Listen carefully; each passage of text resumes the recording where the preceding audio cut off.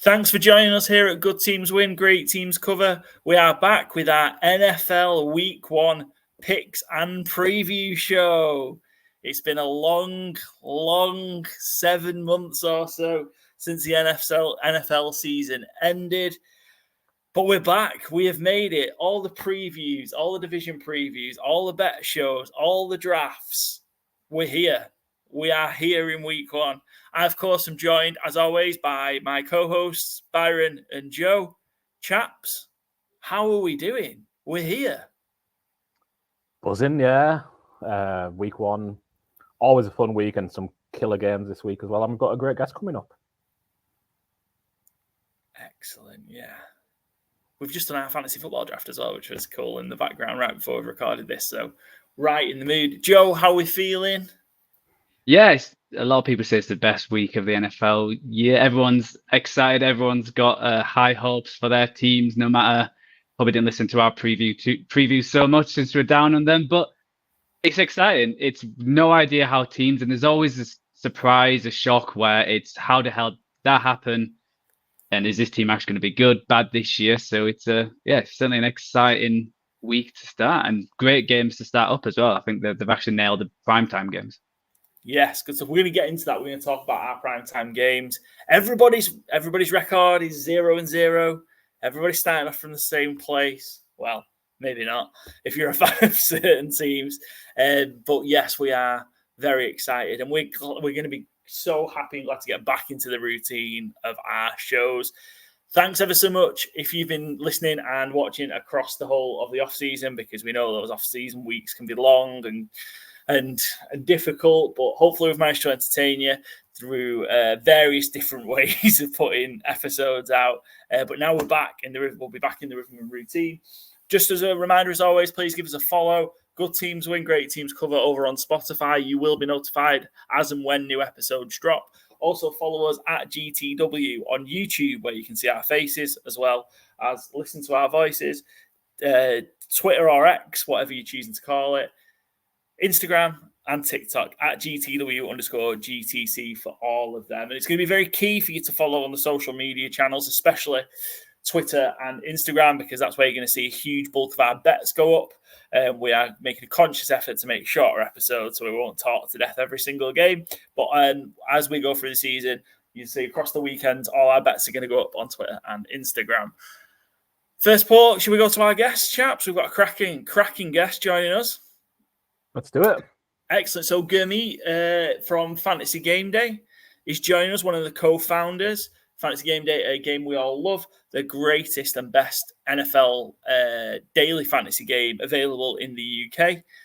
We're slightly biased, but I think that's right. We're going to talk to Gurmeet about kind of the founding of Fantasy Gameday, the kind of story behind it, as well as talking through what you can expect to see from Fantasy Gameday in 2024. We're going to chat about his New York Jets. And Gurmeet's going to take on our FourFold challenge. So that returns this season. He's going to be our first guest to tackle the FourFold challenge. So let's move over and speak to Gurmeet. And we're on to our first guest of this new NFL season. No better way to start. We're joined by our friend Gurmeet, one of the co-founders of the fantastic daily fantasy game, Fantasy Gameday. You know we're massive fans of it, and we've been taking part all last season, and we'll continue to do so the same. But we've got Gurmeet on. Gurmeet, welcome. Thanks for joining us.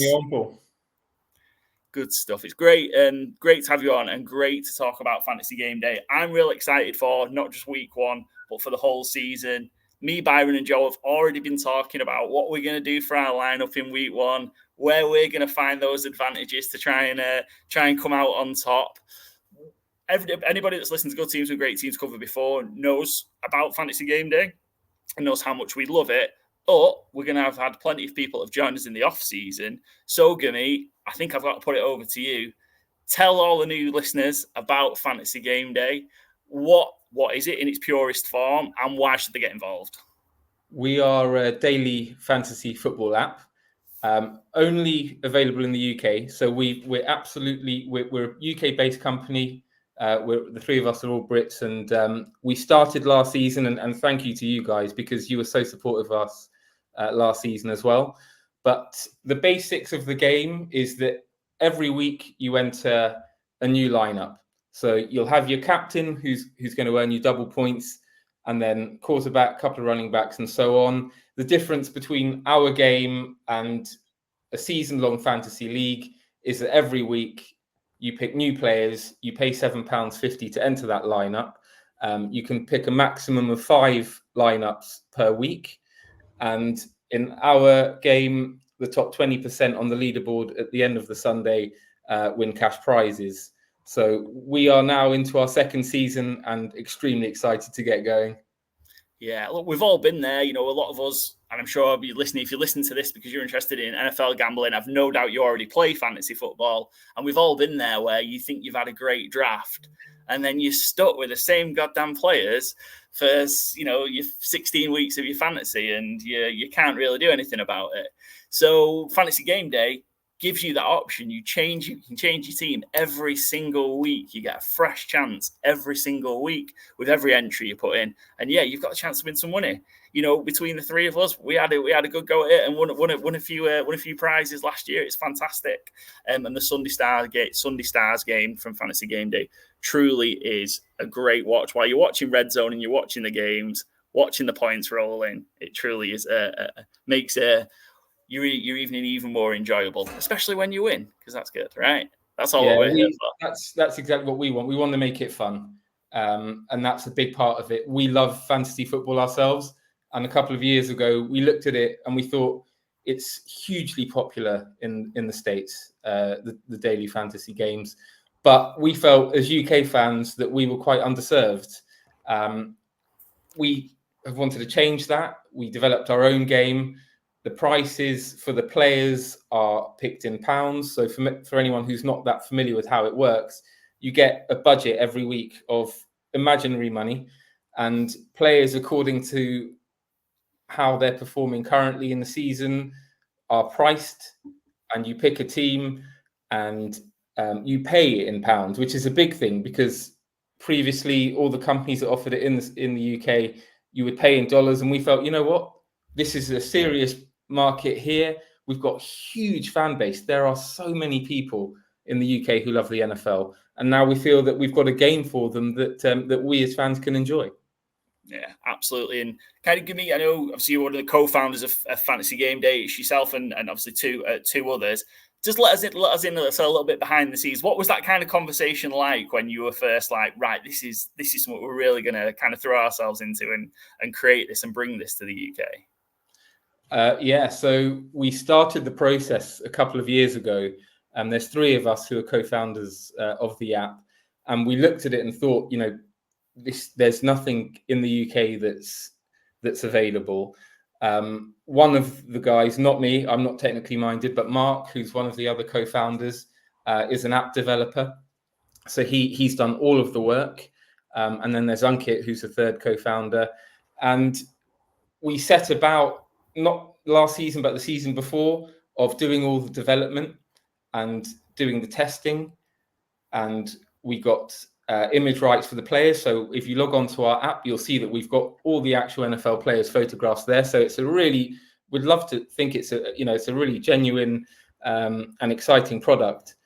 And then we kept on going. We kept on getting further down the line. And in the United Kingdom, this type of app does require a gambling license. We're a pool betting app, but we are a gambling operator, so we absolutely want everyone to enjoy our games responsibly and be over the age of 18. So we then applied for a gambling license, and we got it in March 2023, and that allowed us then to have our debut season last year. So it was a huge process. It took us nearly a year and a half from development stage to getting this into the market, and now we're about to embark on our second season. Yeah, I think it's cool as the user, as I'm the one in the UK between the 3 of the hosts here, as a user to just sort of see that kind of development. I'm a big fan of the app and its kind of its functionality, how easy it is to use, the information that you've got in there that kind of supports you when you're looking through the players and trying to decide. That's updated, so regularly every week. I just think, it's such an easy to use app for a great game. and I think it stands up against, you mentioned how it's all the American companies that have been running this first. Fantasy Gameday app stands up against all of those, and those are much bigger companies. Those are, with much bigger budgets, but what you guys have put together stands up against that without doubt. And I think anybody listening should absolutely be supporting Gurmeet and co with Fantasy Gameday to help it keep moving forward, because I think it's a great initiative. It's a great product. It's such a fun game. Me and my girlfriend have a battle each week. So the team that me, Byron, and Joe pick, and there's consequences as a result. And we'll go head to head against my girlfriend Jenny's team. But it's just another way, and every single play matters on a Sunday in that Sunday Stars window. No matter how big or how small, how good or how bad, every single play matters and can help. And is she going to captain Mike Evans every week this season? But look, I'm a big Mike Evans stan for sure, but yeah, we're gonna see for sure. She's a big New Orleans Saints fan, so she tends to lean in to have a Saint or two in that lineup as well. But we'll see. We're gonna go head to head for 18 weeks and see how we do. No, thanks for your kind words, Paul, as well. We are a UK startup. We're a small company. We're in a competitive space against extremely big corporations, but we're very much a UK startup, and we're proud of where we've got to so far. But we know, the three of us know, there's a long road ahead, and we want to build up our fan base and have more and more people enjoying the app. And we know that, as I mentioned before, there are so many fans in the UK that love the NFL and love fantasy football. One of the things that I always shout out, and I love to see. I'm in the US, so I don't actually get to use the app, unfortunately. Whenever Paul sends me it, I'm always impressed with how clean it looks. But just as one of the things, I'm kind of, we are a gambling show, but I'm kind of proud to work with and affiliate with Fantasy Gameday, because you do have the limit on entries at 5, as you're not driving people to addiction. You're not driving people to spend more than they can afford every week. The contest over here is 300, 150 entry limit, and you're like, man, that is so much money, and people feel compelled to spend so much to try and compete in these big competitions.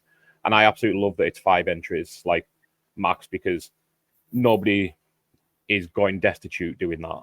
And I just think that's such a good approach to it. It is you hear the slogans when the fun stops, and take responsible betting, and I think you're actively doing that, making it a fun product that. Sure, it is a gambling product as well, but it feels so much more of a fun product that is gambling than a gambling product that's driving people in, if that makes sense. I just think that's a really ethical and smart approach to it.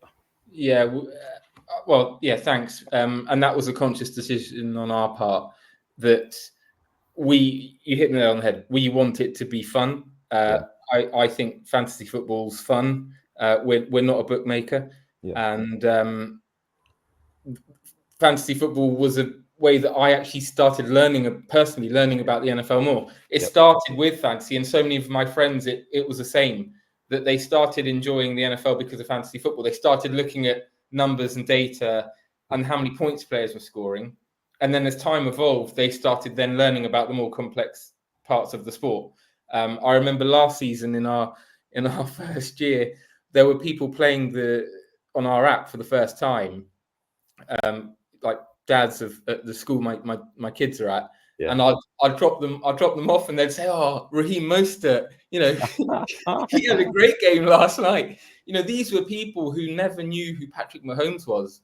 So we actively introduced more fans to the NFL, and we hope to do that this year as well. Is introduce via the fantasy football route, introducing more people to the sport, because it's a great sport. And I don't know about, I'm sure you guys have missed it as much as I have. I'm buzzing to get going again, honestly. We certainly are, and it's such a cool piece as well. Just to learn that's how you got in. That's kind of how you got interested into the sport, and now this is what you're bringing to the UK NFL community. I think that's really, really cool, Gurmeet. Speaking of kind of helping kind of get the word out about Fantasy Gameday, I've seen you guys are going to be in and around the various different Belushes in London over the next. Is that going to be for the next few weeks, or is that over the course of the season? Yes, we will be. Belushis have been really great to us, actually. They've seen how exciting the app is and how there's a very common NFL fan base between the two. So I personally will be at London Bridge, Belushi's on Sunday, and we're going to be giving out some information about the app and some of these t-shirts. Shameless plug. But it's great, great merch. It is great merch. Yeah. you know it firsthand. So I will be in and around the Belushi's branches, throughout the season. Excellent. So make sure everyone's keeping your eyes peeled on Fantasy Gameday social media channels at fantasy_gameday, Twitter, Instagram. Are you guys on TikTok as well? We are on TikTok as well. But full compliment. Yeah, absolutely. So keep your eyes peeled. You'll see kind of where the guys are going throughout the season. And I know Belushi's host a lot of the fantasy football drafts and stuff in the summer as well. So that's a great partnership to have. And Belushi's are just pretty good. Like when I go to the games in London, I always tend to try and get to Belushi's to watch the evening games afterwards because they're really cool spots. So yeah. And it's funny you mentioned that because I was actually there for a fantasy football draft in the Scott Fish Bowl, I think it was earlier in the summer, and I met. So obviously I was wearing the t-shirt, got to do it, and a couple of guys came over to me and they said, and it was such a great compliment. They said, "Look, you know what? When we saw that there was this app and we thought it's this UK startup, we'll be honest with you, we thought it was going to be pretty rubbish. And then we downloaded it and we're really impressed. It's amazing." I was like, thank you. That's quite a compliment. Nice. Yeah, so very happy with that. And I know that as a nation, maybe we're a little bit wary of new apps and new concepts. But that just tends to be how it goes. And we've got to come over those obstacles, but the people who have given it a try and given us a chance have enjoyed it, and we're hoping that we get more and more fans on board this season. Excellent. I've no doubt Fantasy Gameday is going to grow from strength to strength as the season goes on. And make sure you get your lineup in time for week 1. The deadline is 15 minutes before, isn't it? So it's 5:45 this Sunday. So before the early games start, get all your prep done and get that team in. £7.50 to enter. You've got your £40,000 budget. That's pretend money to buy your 8 players, including a captain that will score you double points. Make sure you get that in. It's a quarterback, 2 running backs, 2 wide receiver, a tight end, your flex, and your captain. And go download the app. It's available on your Apple App Store, your Google Play Store, etc. £7.50, that gets you your lineup in for 1 entry. However, if you sign up using the promo code COVER, all in capital letters, Charlie, Oscar, Victor, Echo, Romeo, you will get a second entry as well. So you can use that in week 1 or you can use it down the line as well. But you'll get that once you've submitted your first entry. Your account will be credited. Got to be 18 years or over to play. Only available in the UK and UK. And make sure you always please gamble responsibly. It's the first time I've done that in a while, Gurmeet, so I was a bit rusty. So absolutely spot on. We want everyone to have fun. And that's the key part, absolutely. And speaking of having fun, you are a New York Jets fan, and that's not been a thing you've been having for a very long period of time. However, that may change. How do you feel kind of about the Jets' chances heading into the new season, Gurmeet? Well, if I was sat here 12 months ago, I would have given you the same answer I'm about to give you now, which is Aaron Rodgers is there. We cruelly never got a chance to see him. Being a Jets fan, I'll never be confident of any type of success. But we've got a proven defense. So much so, even in fantasy football terms, I remember last year, whenever teams came up against the Jets in fantasy football, people wouldn't be confident their players would score them fantasy points. So that defense is still going to be strong. There's weapons in the team, but it's the Jets. It's the Jets. Yep. So what more can I say? I hope they prove me wrong. But Aaron Rodgers is elite. I think in the NFL, it's such a quarterback-centric league that you have to have a top-level quarterback to stand a chance. And I think he still is. I know an Achilles is a terrible injury for an NFL player, but I would like to think that a quarterback he might be okay, even though he's 40. But I mean, he's younger than me, but whatever. Age is just a number, right? I'm all in on the Jets this year. I think they're going to have a big year. I'm all in on the Aaron Rodgers revenge tour. So fingers crossed they break the playoff hoodoo. Rodgers MVP. Brees Hall to have a monster year. I'm all in on the Jets. Hopefully, the guys won't let me down. Yeah, Brees Hall is a special running back. Garrett Wilson's a special wide receiver. There's weapons there for him. Yeah, absolutely. And who's one? So the Jets won't be in, obviously, because they play Monday Night Football. Won't be in. Obviously, the Sunday Stars this week, but they will be in future weeks. Who's that one New York Jet do you think is our kind of must-have in our lineups moving forward? I mentioned it before. Brees is a must-have, but I can tell you now he's also going to be priced accordingly. There's no favourite team discount now. He won't come cheap, and I think Garrett Wilson. I feel bad for him because he's an elite wide receiver. He's up there, maybe the tier below the Justin Jeffersons and Jamar Chases, maybe. But I think a full season with Rodgers, and he may well be captained a lot on Sunday Stars this season. Yeah, it'd be interesting to see him with a quarterback. It's easy to imagine that he's in that top tier this time next year when he's actually played with a even competent quarterback for 17 games. I'm really excited about Garrett Wilson as well. Yeah, with you guys know this as well as I do. With fantasy football and with wide receivers, having the quarterback that can get them the ball is key. You can be the best wide receiver in the NFL, but the quarterback situation is going to affect it. And I think we might see that with Justin Jefferson this season with Darnold under center. And I actually, if that reflects on the week one pricing of Sunday Stars. Yeah. Last year, Jefferson was our most expensive receiver every single week, and he no longer is. So it does make a huge impact. Yeah, absolutely. And that's going to be key. Kind of players' form obviously dictates. I think Jefferson's 6,600 in Sunday Stars this week. So he's kind of behind Lamb, behind Hill. Interesting kind of that matchup. Last year, he was always the high 7,000s or even 8,000. So let's see. Let's see what happens, right? If he catches fire, then he'll go that way again. If not, you might pick yourself up a bargain. Who knows? Listen out towards the end of the show, you're going to get mine, Byron's, and Joe's stars of the week, so to speak, kind of the people who we think might have a huge week in Fantasy Game Day towards the end of the show.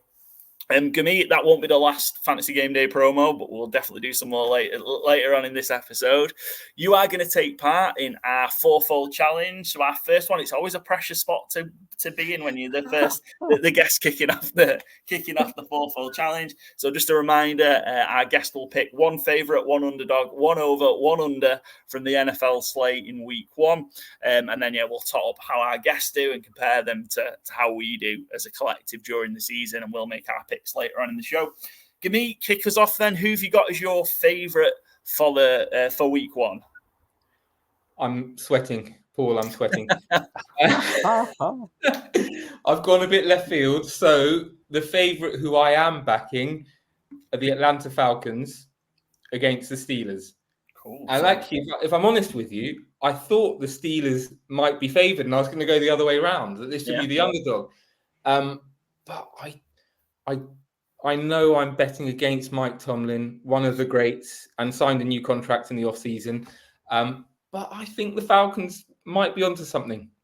I like the look of their lineup. I think they've added some good defenders.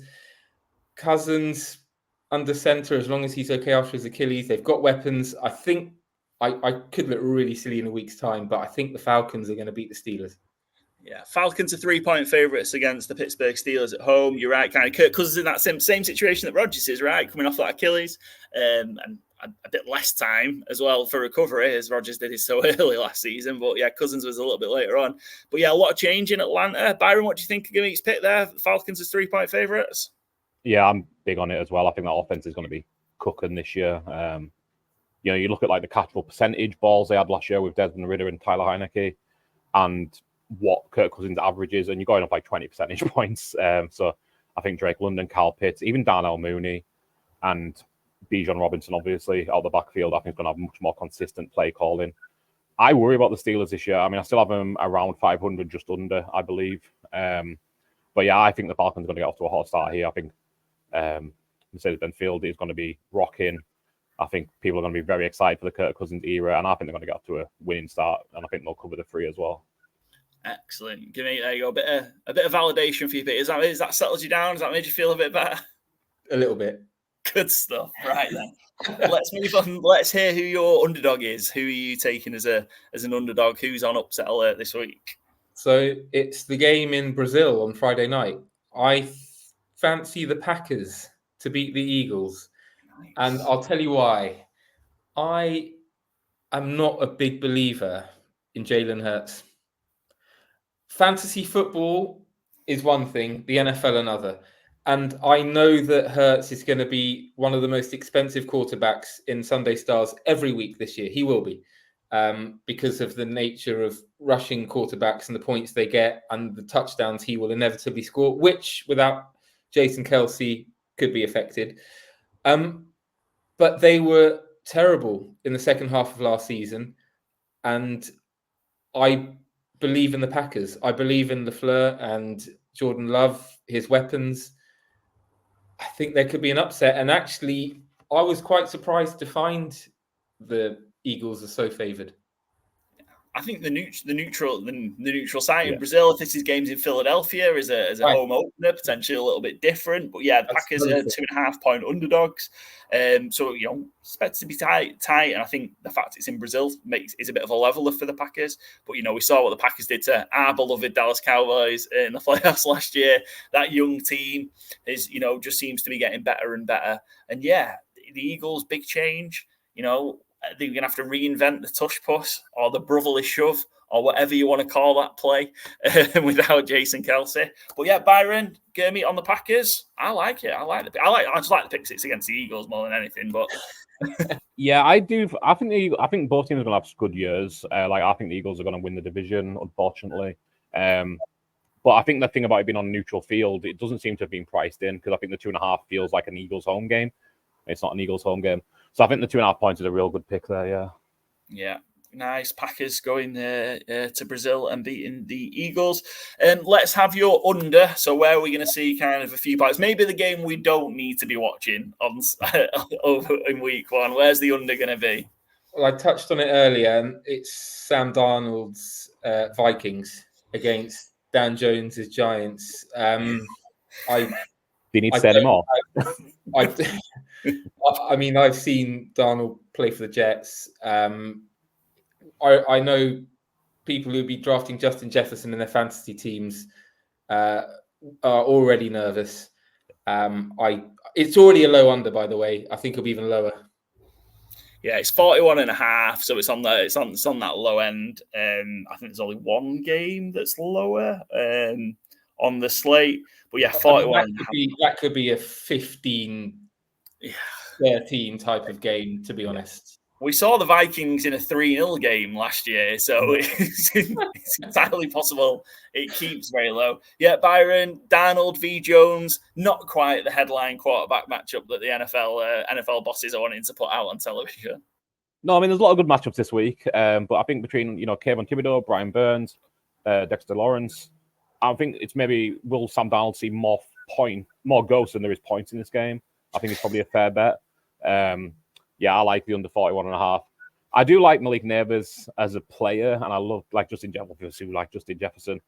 But yeah, I don't see either of them being in high scoring offenses this year. Yeah, I love Malik Neighbors. He's awesome. I just don't know how often they can get him the ball. Yeah. That's certainly going to be the problem, I think, for the Giants early on in the season. And then where's the fun going to be, Gummy? And the fun in terms of where all the points going to be for the over? It's already a high over. I think it'll be even higher. The Bills-Cardinals. Yeah.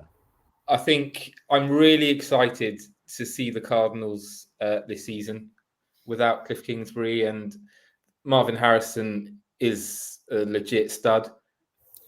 Giving him and Trey McBride to Kyler Murray is fantastic.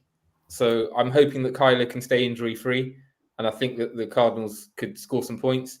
And I know that Josh Allen has lost Stephon Diggs in the offseason.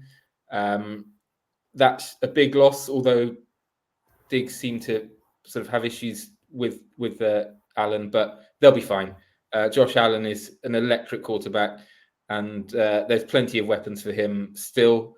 I like Dalton Kincaid. I like Keon Coleman, the rookie, and I think that'll be a real shootout. Love it. Yeah, both defenses aren't as good as you'd hope as well, which I think really adds to this being a shootout potential. I think this one could go 60 plus. I think the Bills can put up 30 without too much problems against this Cardinals defense.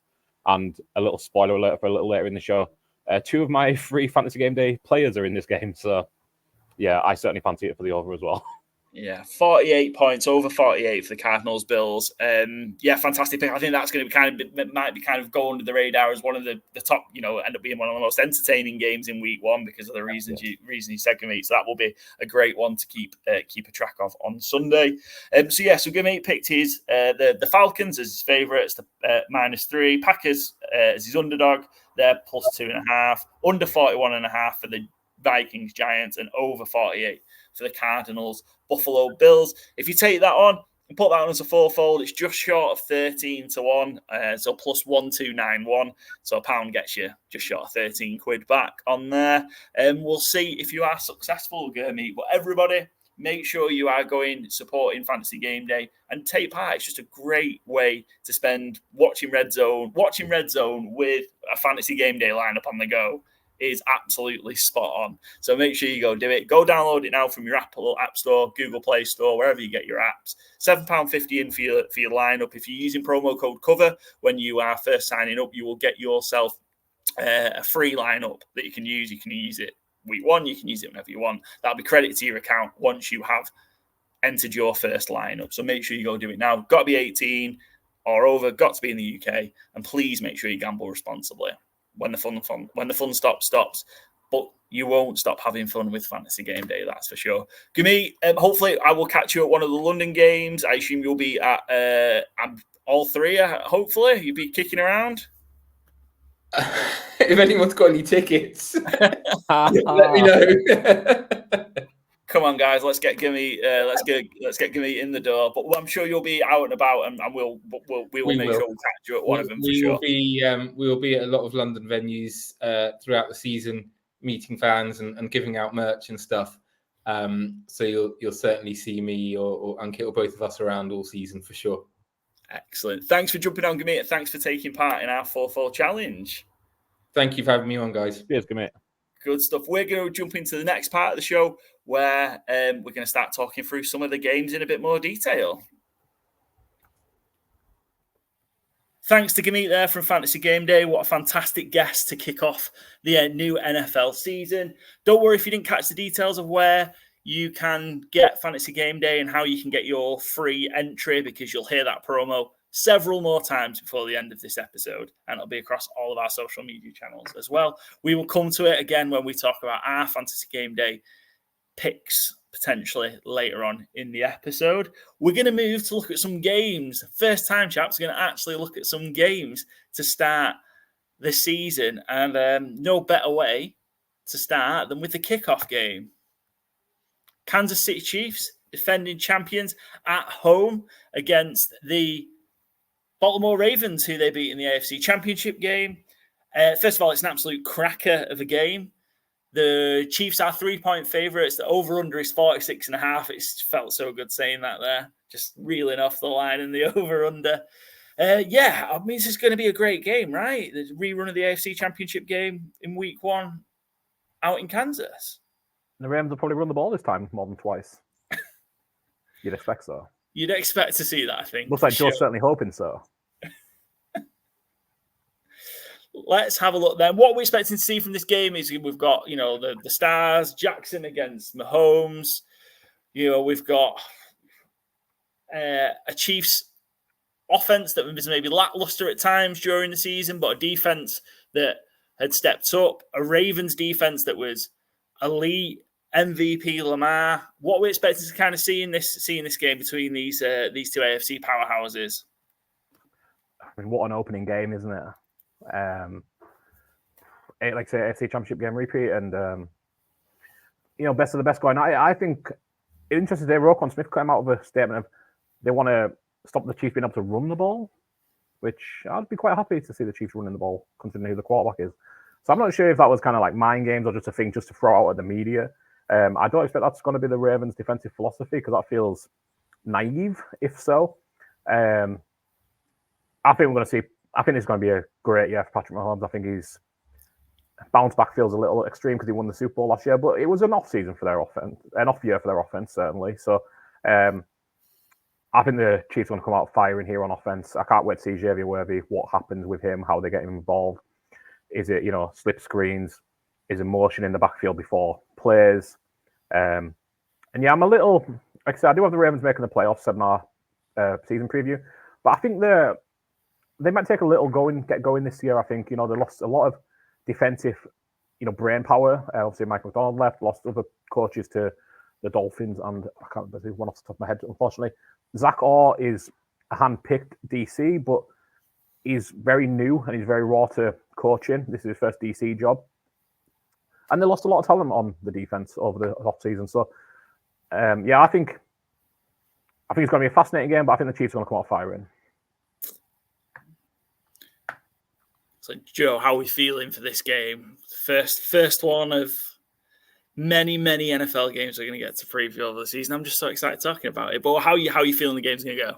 Yeah, I think we'll see if the Ravens actually stick to the plan. Obviously, getting Derrick Henry in, are they going to actually stick to that running game, or are they going to go away from it, which probably caused the defeat last time?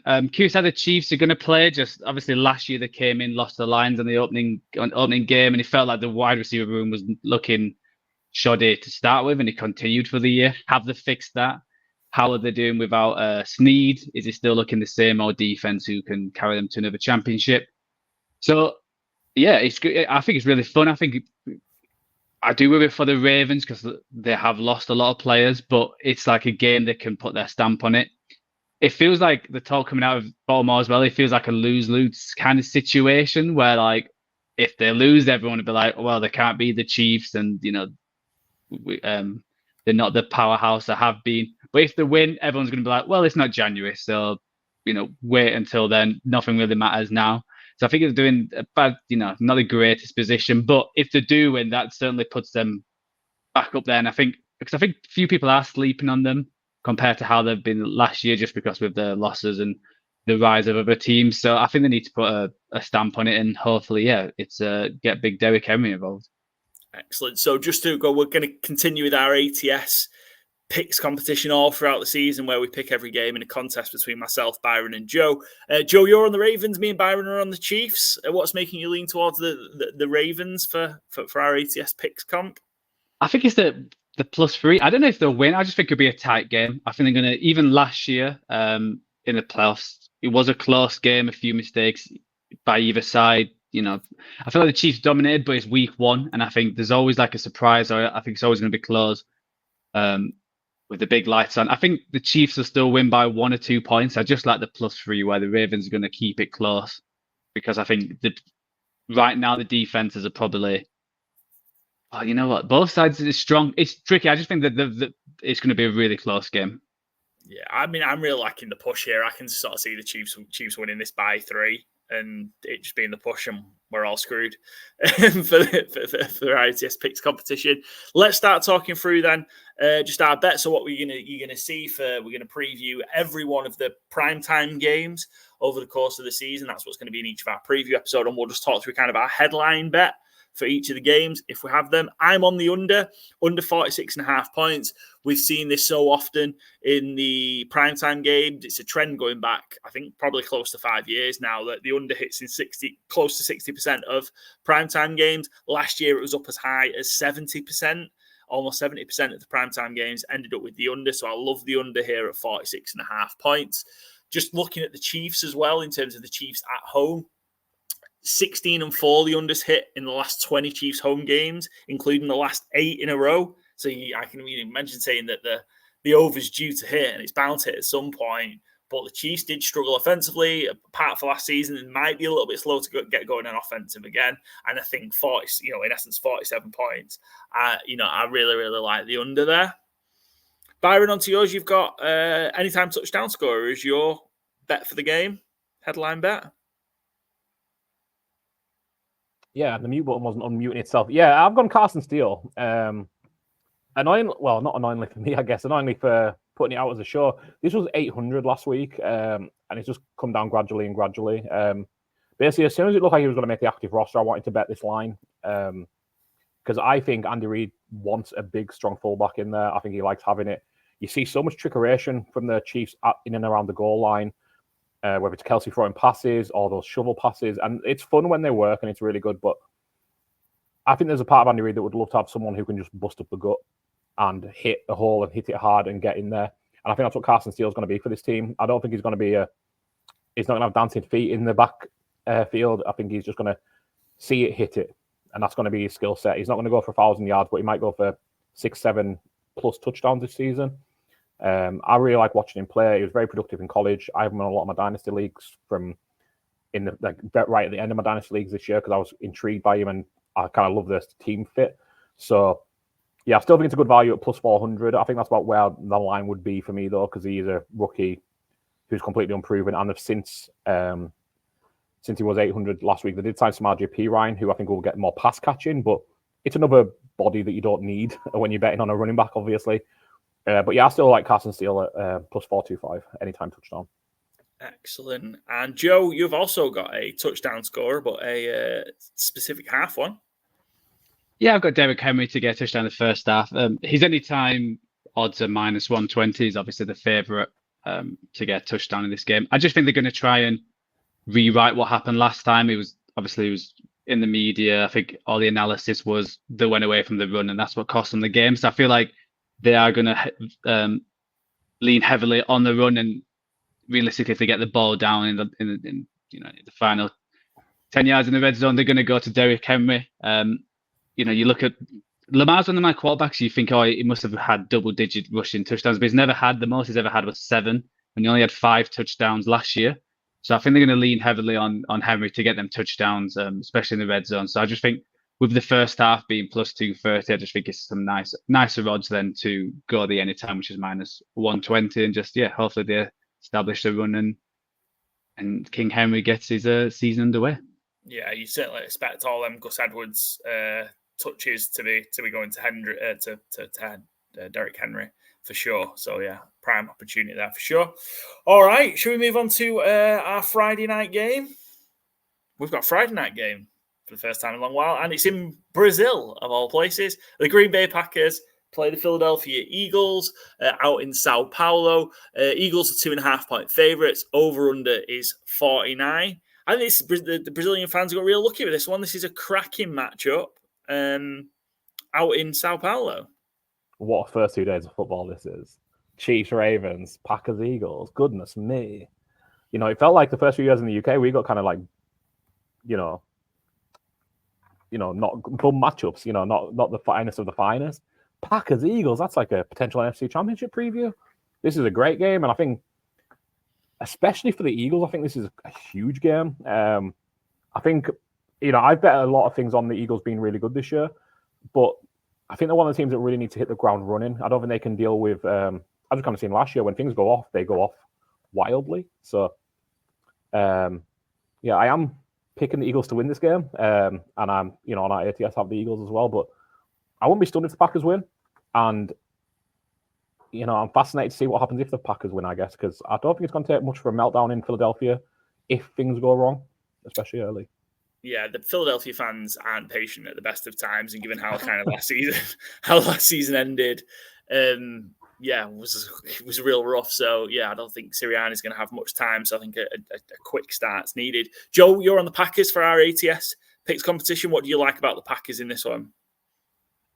I just worry for the Eagles defense. I think obviously how last year ended, I think they'll turn it around, but they've seen with the DC coming in, it normally takes a while for his defense to actually get up to speed.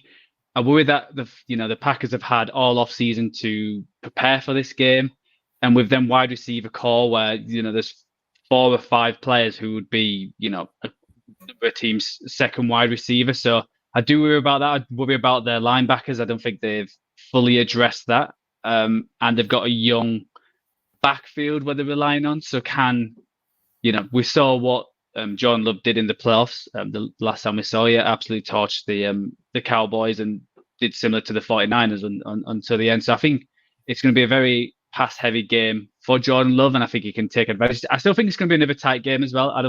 I'm looking forward to seeing the Eagles because they're a team similar to you guys. I've got them winning the division and having a very good year. But yeah, just worry about that defense to start with. I think the light on the line and so young secondary to suddenly just go out to play a team who likes to throw it around. So yeah, I can't wait. Yeah, I'm serious about it. This game is probably certainly top 2 games of the week. I think it's incredible that Brazil's got it. Curious how it'll go. Obviously, a lot of international games don't really live up to the hype. It feels like a lot of the time, and see how if it might help. Obviously, being in the same time zone. I know there's some things where the players can't actually go out at the minute because it's a bit too dangerous in Brazil. They're having to stay in their hotel and whatnot. So probably not the best way they wanted to prepare for this. But I think it's exciting to see how both teams start. The Green Bay Packers, the Packers who ended last year, and the Eagles similar.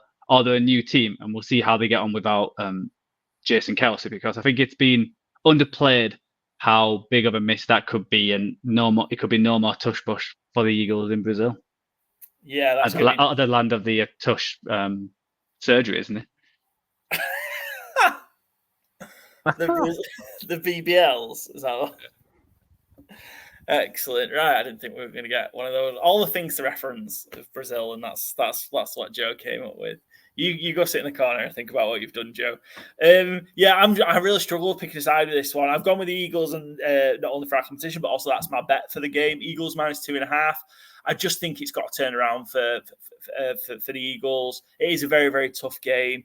I've been a heck of a lot more confident if this was in Philadelphia, and it might have been a point or two more potentially as well. But yeah, Eagles by a field goal, I feel okay with. The stats don't back that up. The Eagles are 0-7 against the spread in the last 7 games. They were a disaster. The only game they won in the stretch last year was against the Giants, and they didn't cover the spread. I'm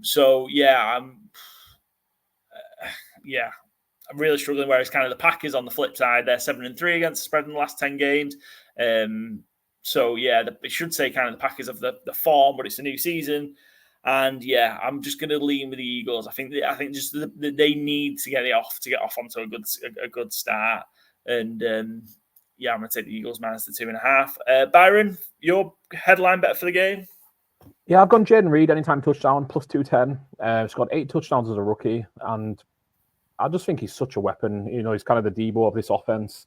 They'll get him involved in multiple ways. I think, you look at their receivers, you've got Dontavian Wicks, Romeo Dobbs, and Christian Watson, who all do not super similar things, but are all much more traditional wide receivers. And then you've got Josh Jacobs, who's much more of a pure running back than Aaron Jones was. So I think the likelihood of getting Jaden Reed more involved near the line of scrimmage is increased from this time last year. And I just love Jaden Reed as a player. I think he's got a real eye for the end zone. And I think +210 in a game that I expect to be maybe not super high scoring, but I think there'll be a lot of offense in it. Again, these international games, you're never quite sure of how many points you're going to end up with, but it isn't high over under 49 already. So yeah, I think there's certainly a chance for a couple of touchdowns per team at least. So yeah, I like Jaden Reed +210. And Joe, your focus is on the Packers ground game for your headline bet. Yeah, I've got Josh Jacobs over his line, which is 64.5 rush yards. I think it's a kind of system, obviously, with the Green Bay run similar to the Shanahan and McVay kind of system where it is run first. I think Josh Jacobs it's going to be a big year for him. He normally has an up year, down year, up year, down year, and it's time for his up year again. And I think they've still got a strong offensive line. So I think they're going to lean heavily. Obviously, I mentioned the wide receivers certainly can worry the linebackers and the secondary. So I think there's going to be a lot more room for him. So I think over 64.5. Internationally, you want to get the run game going. So I think that's a nice number for Jacobs to hit in the first game. Excellent, good stuff. Right, that's Thursday and Friday. Let's have a look at the 2 Sky games for Sunday. We've got 2 crackers live on Sky Sports. The early game, we've got the Pittsburgh Steelers at the Atlanta Falcons. The Atlanta Falcons are 3-point favorites. Over under on that one is 42.5.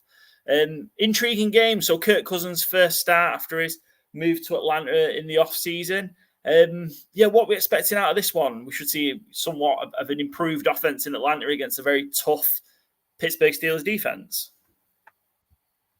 Yeah, I think that's kind of it. And, what we're going to see, I don't think you mentioned the words there. It's an R game. It's an Arthur Smith revenge game. Unceremoniously fired by Jamal Williams' late game touchdown, getting humiliated by New Orleans. And, Big Art coming back to Atlanta after being unceremoniously booted out on his buttocks. So, he's now got Russell Wilson, best quarterback he's had in a good few years after, Atlanta got rid of him and the last quarterback. So, I think this is a really intriguing matchup. Like you say, improved Atlanta offense, couldn't be any worse. And I think Atlanta have improved their defense as well, truthfully, against, again, what should be an improved Pittsburgh offense, because hard to not be improved from last year, and always solid Steelers defense. So, real good week one matchup, this one. Excellent. Joe, do you want to kick off with your bet for the Steelers Falcons? Yes, I've gone Kyle Pitts over 50 receiving yards. I think Atlanta's going to struggle to run the ball. I think it's one of the Steelers' main advantages is stopping the run against teams. So I think they might have to throw it to their pass catchers, and why not? A new dawn, rub it in Arthur Smith, who couldn't get Kyle Pitts going. So let's show them how it's done. So I've gone Kyle Pitts over 50 receiving yards. I think when you look at the wide receivers, it's really going to be him, or Bijan coming out the back, and Drake London. So hopefully he's one of the targets, and at plus 120, I do like that price. Byron, to yours? Similar kind of theme. Again, I think the Steelers are going to be more stout against the run than they are against the pass. Kirk Cousins over 1.5 passing touchdowns. I think Mercedes-Benz Field is going to be rocking on Sunday. I think they sold out season tickets the first time in a good few years, or the sold out earliest that they have ever, maybe. I can't remember the exact phrase of it, but the Falcons fans are very excited anyway.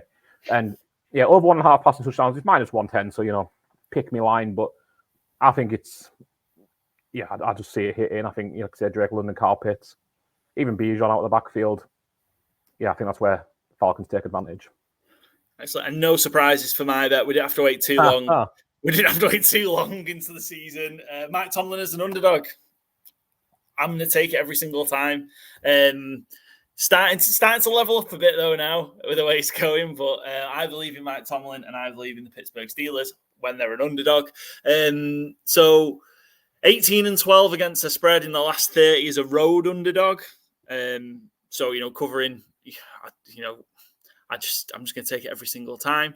Steelers also own the Falcons. Easy to say that when they only play once every 4 years, and maybe slightly less now, less than that given the new schedule formatting. But Steelers have won the last 4 meetings between the sides, going 4-0 against the spread. I'm going to take the Steelers plus 3. And it's also a combination of loving Tomlin as an underdog and the Falcons being terrible home favourites. They were 2-5 against the spread as a home favourite in 2023. They were favourite in 7 out of 8 home games last year at Atlanta. Bearing in mind how bad they were. That was crazy. That's crazy how often they were just continually being a favourite. Just how poor their schedule was as well. They're 8-12 against the spread in their last 20 home games. The under's also 8-12 in those games. I was tempted by the under as well, but just going to go with the Steelers plus 3, I think. For now, we'll see come Sunday. Keep your eyes on the socials for that one. And then the late game, the 9:25 game, Tom Brady's television debut, announcing debut, I should say, as he's calling the Cowboys at Cleveland Browns. The Browns are 2.5-point favorites in this one. The over/under is 42. First of all, word on Brady. Excited to kind of hear how Brady does in a Fox booth. Yeah, it's certainly intrigued by it. I mean, the guy knows the game as well as anybody does. Tony Romo had an incredible start as a fresh quarterback out of it. So I'm always interested, especially any player really who's fresh out of it, but especially quarterbacks. And, for as much as Tom Brady can be a hater figure, I'm always interested to see what he has to say. I find him fascinating. So how he does in his first game, I think will be really interesting and well worth listening. It's a great game to start with as well. Sorry, Joe.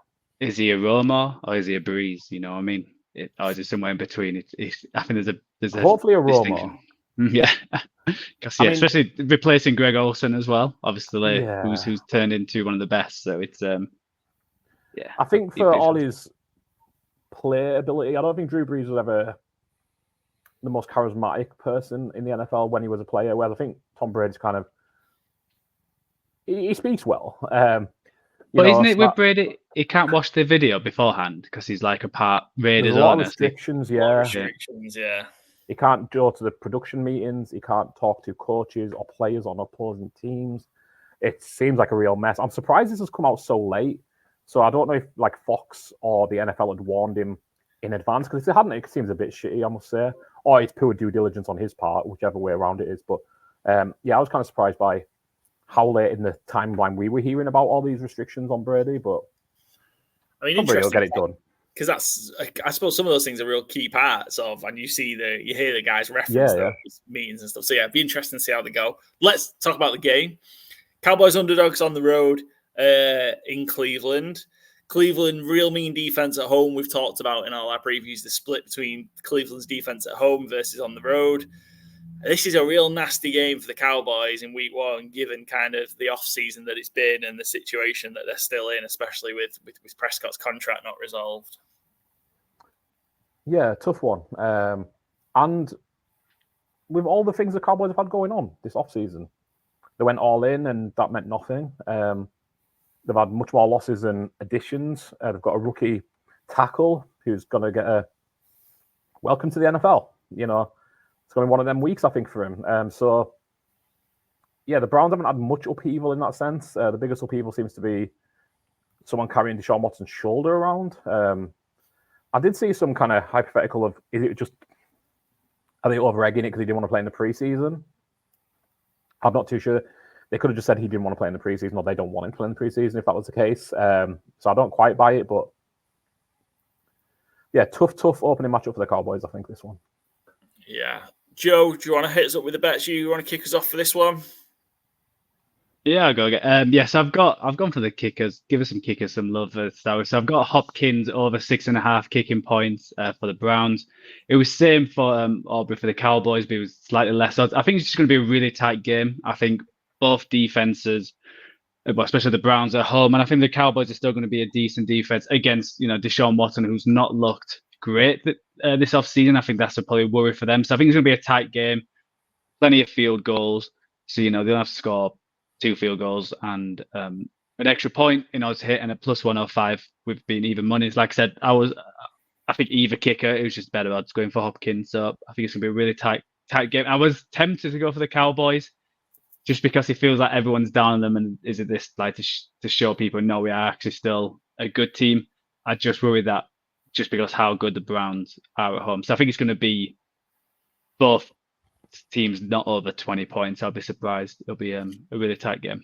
Yeah, you mentioned how good the Browns are at home. They've won the last 6 in a row at home and gone 6-0 against the spread in that as well. They've gone 8-2 against the spread in their last 10 home games as a favourite. So real strong at home. Under in these last few years. So yeah, it's a fair shout. Byron. Yeah, I've gone Rico Dowdle anytime touchdown plus 370, which we can't talk about it during our fantasy draft. I do not understand how Ezekiel Elliott is being drafted ahead of Rico Dowdle in fantasy draft, other than people know his name. I don't think Rico Dowdle is a special talent at all, but I think he can run. I think he can move side to side.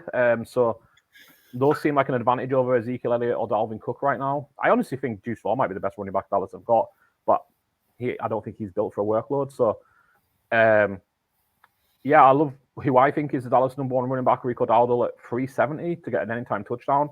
Browns defense is good, but I think if anyone's going to run the ball for Dallas near the goal line, it should be Rico Dowdle. If Zeke has a good season, I'm going to look very foolish, I guess is the way to put it, because I don't want anything to do with him in fantasy or betting, or unless I can take nicely priced unders, but they're not going to be there for very long because he's washed. Give me Rico Dowdle touchdown, 370 for a starting running back in the NFL on a team like Dallas. I think is a really nice price. Yeah, I just took him around 11 in our fantasy draft. So, yeah, I'm very happy with that. Rico Daly, I think, is definitely going to be the starting running back. I'm on the under. There's going to be a lot of these from me the first couple of weeks of the season. I'm just similar to you, Joe. I just can't. I'm going to see. I'm finding it difficult to see both teams get to 20 points.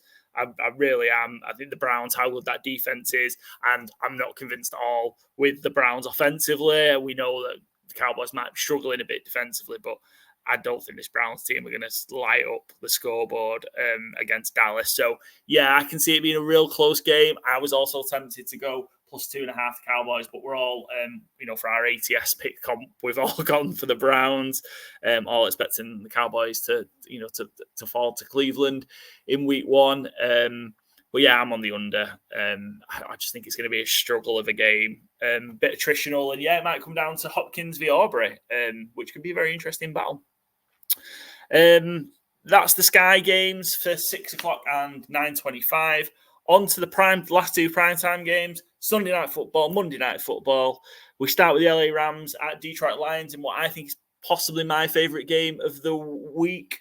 It's a cracker at Sunday night. Stafford going back to Detroit again. The Rams are 3.5-point underdogs. Over-under is 51. It's a big number. First of all, what a cracker. What a great matchup again. We saw these guys, these two teams play in the wildcard playoff round. The Lions won by 1 in a great game. Are we expecting something similar? Yeah, I think so. I think it's going to be a real good game. Love that it's on prime time. Get the full attention of the country. And yeah, it's nice for Detroit, isn't it? I'm tipping them for the Super Bowl and everything else that's good. So obviously I expect them to have a good game here, but it's nice to have Detroit in prime time in a good sense. Again, feels like a long time. Or a long time coming, I guess. Excellent. Joe, thoughts on this one? Yeah, it's really fun one. We'll see if it plays out like the playoff game. I think it will. I think obviously it sounds like Puka Nacua might not be playing. He's still nursing an injury. I think that's massive. We'll see how Cooper Kupp looks off another year from that injury. Can he regain? I don't think he's ever going to get back to what he was, but can he get closer there? And then you've got a 1-2 threat. Curious what the Rams are doing at running back. Obviously, we're mentioning Williams is going to take punt returns, and a few other weird comments from McVay. It's just throwing everyone's fantasy drafts out the window, just not helping anyone. And then can the Lions actually hit the ground running and show everyone? Because everyone thinks they're going to win. I think I've seen a lot of people picking them to get to the Super Bowl. And I think this is a huge game just to show who they are. Have they improved on defense? Is that secondary better? Have they, as the line progressed? I know there's a few injuries on there, and it might not be as deep as they would like it to be. I think there's a lot of great storylines. What's happening with obviously Aaron Donald not being there? Is the Rams line going to be just as good with the 2 young draft picks on there as well? So I think it's going to be a fun, exciting game. I think Lasso, it was 24-23 the game in the playoffs. I think it's going to be something similar around that score. I think they're both going to be in the 20s, and it's just, is it high or is it low 20s? And that's where the bookies are great with that 51 line. It just, it's like a weapon right where you, Well, on that note, like I say, we talked about, and again, you'll hear this stat a lot, kind of close to 70% of primetime games hit the under last season. That was particularly prevalent in the Sunday night football games. A lot of unders on Sunday night football. The Lions are at home, or an absolute wagon back to back against with ATS. 21-9 in their last 30 against the spread at home. The Lions are a recovering machine at home, and the overs 18-12 in those. But the Rams, pretty good team on the road recently against the spread. I say recently in the last few games. It's not recently, but 4-1 ATS in their last 5 on the road, and the overs also 4-1 in those 5. And as an underdog in their last 3, the Rams have covered their last 3 as a road underdog as well, including that wild card loss to the Lions in January. Byron, let's start with your bet first. Mix it up a bit. Yeah, I went J-Mo Williams +200 anytime touchdown. And again, like Paul's gone all the unders, I'm going all my favourite anytime touchdown scorers who are around 2-1 or better. So I just love how they've got Jameson Williams involved at the end of last season. And all the talk from Dan Campbell in this offseason is that he's really made the step up. Their biggest issue now is wide receiver 3, which is a huge, glowing endorsement on Jameson Williams, who I think is going to have a, maybe not super consistent for like something like fantasy, but I think in a lot of games he's going to be a difference maker. I think they're going to try and scheme him touches. And he can score from anywhere on the field. So I think plus 200 in a game that I think will be high scoring, I think is a nice standout bet here. Excellent. Joe? Yeah, I've gone on the. I'm listening to Sean McVay and I'm trusting him. I feel he's a stand-up guy. So I've got Blake Corum, anytime touchdown scorer, plus 187. I'm guessing that's dropped quite a bit with that news, but I think they're going to try and run the ball. It's all about establishing the run for these kind of offenses. So I've got Blake Corum. I'm just hoping McVay hasn't pulled the wool over my eyes, and Blake Corum has like one rush for like 4 yards or something daft like that. But I'm banking on him getting plenty of touches and getting that touchdown at plus 187. I wouldn't trust Sean McVay. He's still a scumbag in my books after that kick early in the season against the Niners to screw my bet and have the Rams end up covering a spread when he should have clearly been going for it late in the game instead of kicking a goddamn field goal. Scumbag's a bit harsh, but week 3 or whatever it was, it was a scumbag move. I'm on the under again. It's a theme. Just mentioned the amount of primetime games that have hit the under.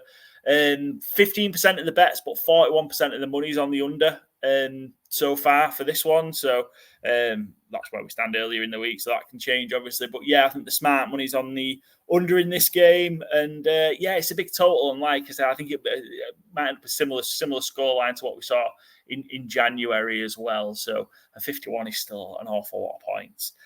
Paul doesn't like fun, as these bets are showing. I'm not going to get caught out. I think early unders are going to be the way to go again as well. And I look anytime I see kind of this when it gets to 50, I kind of always veer on the under when we start to get 50 or more points on the board as the line. So let's go to Monday Night Football. The Jets and the San Francisco 49ers. Your San Francisco 49ers, Joe.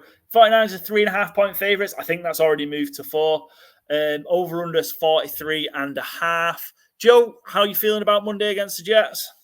Yeah, a lot better now. Ayuk signed, and the news that Trent Williams is confirmed. Restructured, just announced a couple of minutes ago. A lot better now.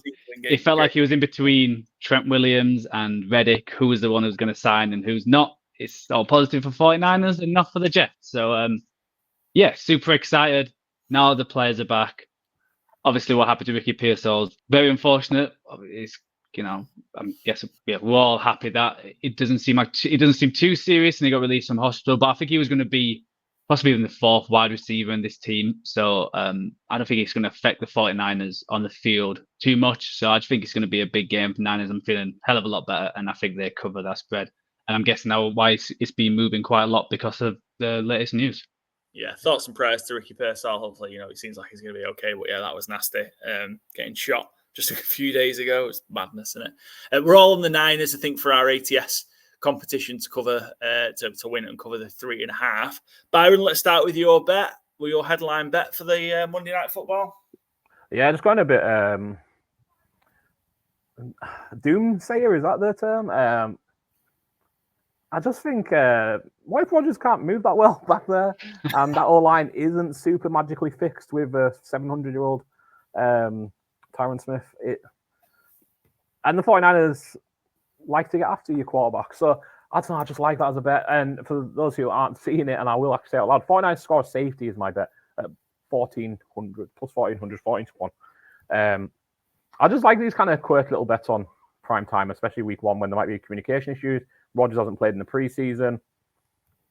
Yeah, I just like it. I think the 49ers are going to get good pressure on the quarterback and on the Jets O-line generally. I mean, Leonard Floyd was the Bills player that obviously got the sack where Rodgers was injured. I don't think it was anything to do with the sack itself that caused the injury, but he's on the Niners. What are the odds we see a repeat? Probably better than 14-1. Yeah, it would be brutal, wouldn't it? Of course. Joe, what's yours? What's your headline bet for the game? Yeah, so similar to the other ones, I feel it's going to be a heavy rushing. So I've got the Niners to be over 122.5 rushing yards and over 0.5 rush touchdowns. So I'm going all about the running. Again, it's an offense which is run first. McCaffrey looks like he's going to be playing. So I think they're going to try and run all over the Jets, control the clock. And at 1 to 2.5, I think that's it's not horrendous. Obviously going to have Debo come in on then swing runs. McCaffrey. We'll see if Jordan Mason has a few runs as well. And I think they're going to at least score one touchdown, rushing touchdown. I'd be shocked if it's not. So a plus 150 to combine the two. I do like that. Because I was looking, I haven't seen it yet, but one bet I always love to do at the start of the year is over rushing attempts. I feel like they always underestimate at the start of the season. I think last year, the first 3 weeks, I think I got hit on each one, and they're all around even. So I was looking for that. So if that's there as well, definitely anything over 30, 33, I think they're going to run the ball as much as possible, and especially with Trent Williams coming back. Yeah, excellent. Mine, I've just taken a touchdown scorer double, CMC and Breece Hall. Not particularly imaginative, but it's plus 240, so just short of 5-2. Yeah, I mean, for those reasons, I think it might be rush heavy, and yeah, the two most likely guys to score rushing touchdowns. Back them, whack them in, because their odds obviously individually so short. Put them in together and you get a bit of a boost to your value. Plus 240. Just some shout outs on this one. Again, I was real tempted with the under. It's 43.5, so it's a little bit on the low side. The under is hitting 5 of the last 6 meetings between the Jets and the Niners. So I was real tempted, and I know when they only play once every 4 years, it's not too much to read into. Jets were terrible on the road in 2023 in terms of covering the spread, 2-5-1 ATS.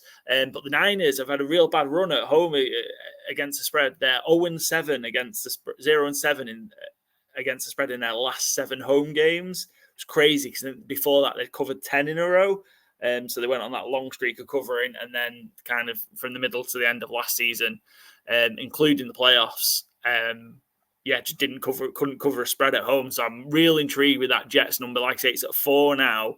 We could offer plus 3.5 for our preview, but it's at plus 4 now. If that drifts a little bit more, I will be very tempted to back the Jets at kind of if it got to plus 4.5 or plus 5. It's a lot of movement to go before Monday, but it's 4 or 5 days away, so it could certainly happen. Right, primetime bets done. Excellent. Shall we move on to our not necessarily news segment, but it is new. It is kind of new, I guess. We used to us doing our FourFold drafts. Our FourFold picks last year.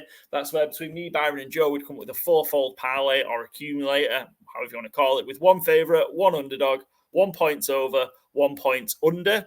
We're doing the same thing with a twist. This year, we're going to draft our picks. So there were various points last year where we had kind of the same games on, but in an effort to make sure all 12 bets are different on the FourFold sheet, this is how we're going to do it. We're going to draft it because we love a draft at good teams when great teams cover.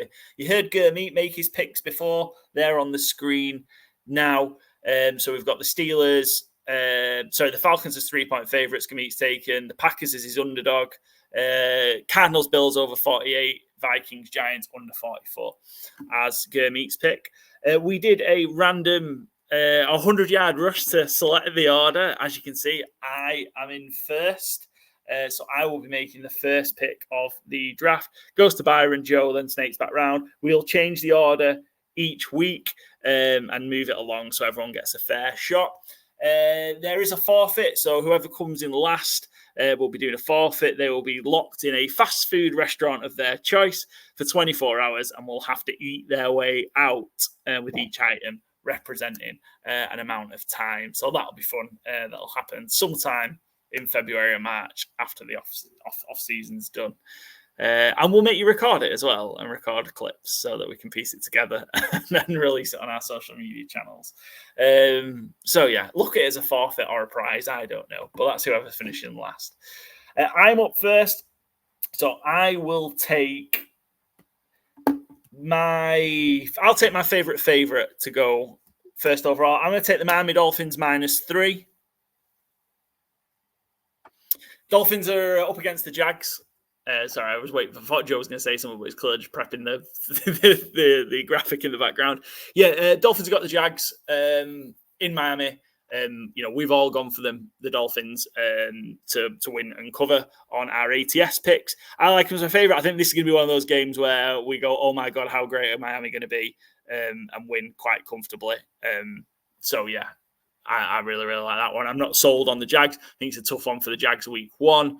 I think the Dolphins might fly out the traps. And everyone's going to think they're amazing again. That's What's gone first? Byron, what are you taking next? Do you know what? On our ATS, I don't think I have a single underdog picked. That's a problem. So that is a problem. So I'm going to have to find my favorite of those. And I'm just going to take that as my first pick. So I'm going to take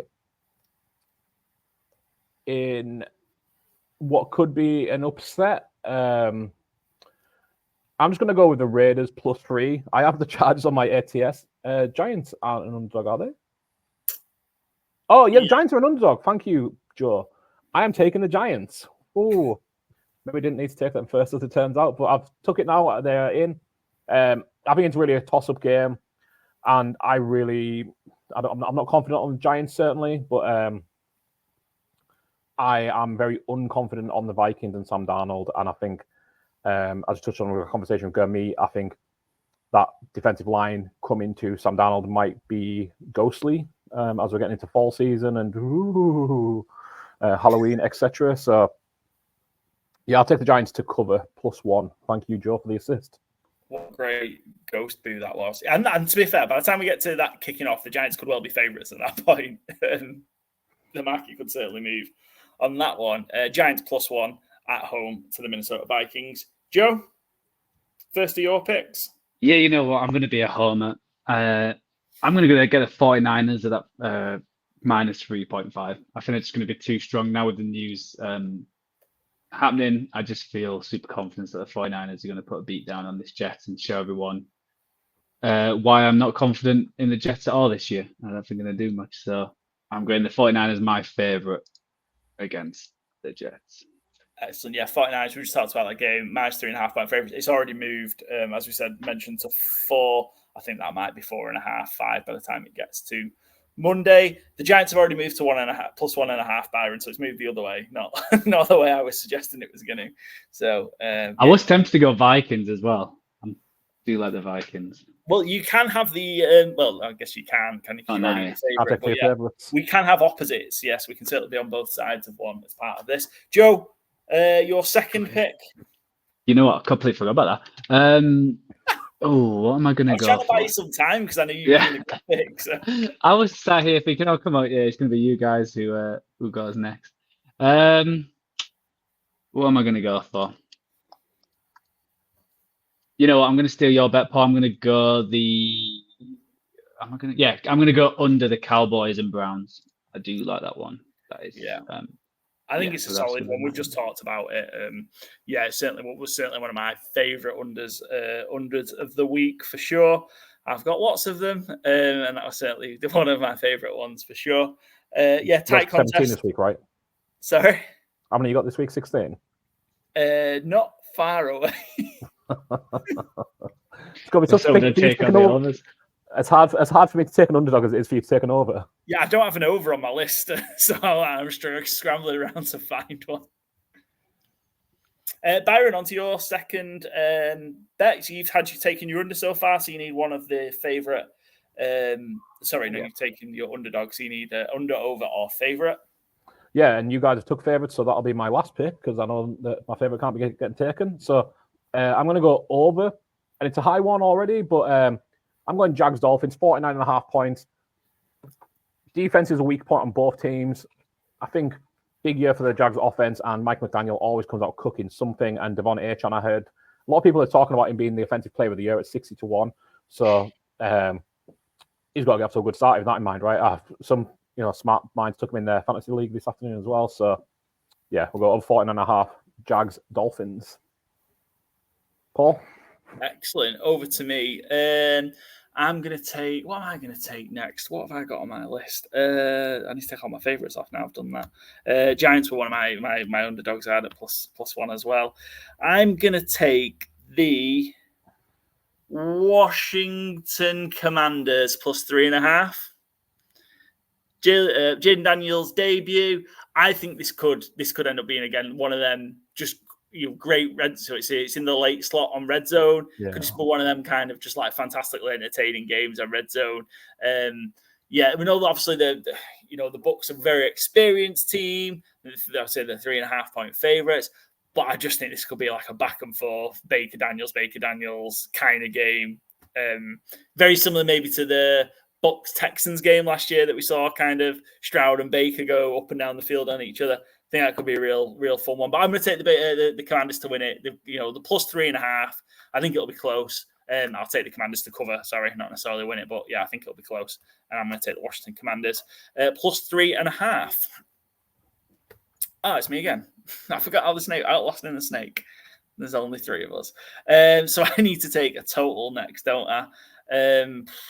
There's some tough totals. What am I going to take next? I don't know what my over is, so I best leave that to the end. I'm going to take, I think this one's going to be a real rough game, and apologies. Panthers Saints under. It's going to be a real rough game. But it's 41.5, so it is low. But we've seen the Panthers being like 9-0, 9-0 games and 9-3 games and stuff like that. I think it's going to be pretty putrid. I like the Saints themselves for the game, but yeah, I think the Panthers, I think it's going to be some kind of real rancid NFC South games from the divisional perspective. So yeah, I'll take under 41.5 Panthers Saints. That was on my shortlist as well. Basically, who do I feel confident gets to 20 points here? Neither of them really, and especially not Carolina. So I'm going to take a low under as well. I'm going to take Patriots Bengals 40.5 under. And again, just can I see the Patriots getting 13 points? Not really. 6 or 9 maybe. And the Bengals, could they get 30 points? Yeah, maybe. Do they need to? No. Will they push it? Probably not. Jamar Chase might not play, might not be fully ready to go. So, yeah, I think under 40.5, presuming the Patriots haven't duped us all and Jacoby Brissett is actually the second coming of Tom Brady, but I don't think he is. So, that's my one. Yeah, it was certainly one in consideration for me because that's going to be, I just can't see how the Patriots are going to score. Just really can't see how the Patriots are going to score. And we've seen the Bengals start slow as well. Traditionally, under Joe Burrow, first couple of weeks, they do tend to be a bit sluggish on offense. So, yeah, I think carrying the weight of that 40.5 on their back. Joe, first of your final 2. So you've got, you need an over and an underdog. Yes, I'll do my underdog first. I have actually got quite a few on the list, but I'm going to go the one I feel confident, and I'm going to go along with our guest, and I'm going to go the Packers at plus 2.5 against the Eagles. We've already talked about this game and why I feel fairly strong that they can cause an upset in Brazil.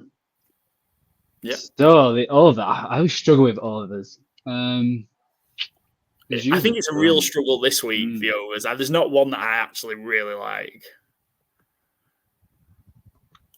Yeah, because it feels like a lot of them's either one or two. Both the teams have got a good defense, so it's I do like Byron's the Jags Dolphins. I'm just gonna go for it. I'm gonna go the Titans and Bears. Why not? It's just a gut pick. A 45.5. I think the Bears could come out firing. And I think this Titans could be a bit better than what people expect. So I think how the Bears defense ended last year, I don't think it's going to stay at that level. So I think they'll have some chances especially with the running backs they've got and the wide receivers they managed to get in. It's one of them teams when you look at the squad, you're like, oh, they've actually got some good players, but they're expected not to do well. So I'm going to go over 45.5, the Titans at Bears. Excellent. Good stuff. Caleb Williams, first start. Should be an interesting one. See how that offense gets going. Intriguing one. Byron, you have got your favourite left. Do you want to tell me what it is? I'm sure you all know. Do it. Seattle at home against the Broncos, 5.5 points. Broncos, garbage. Seattle, one of the best offenses in the league with the best quarterback in the league, probably.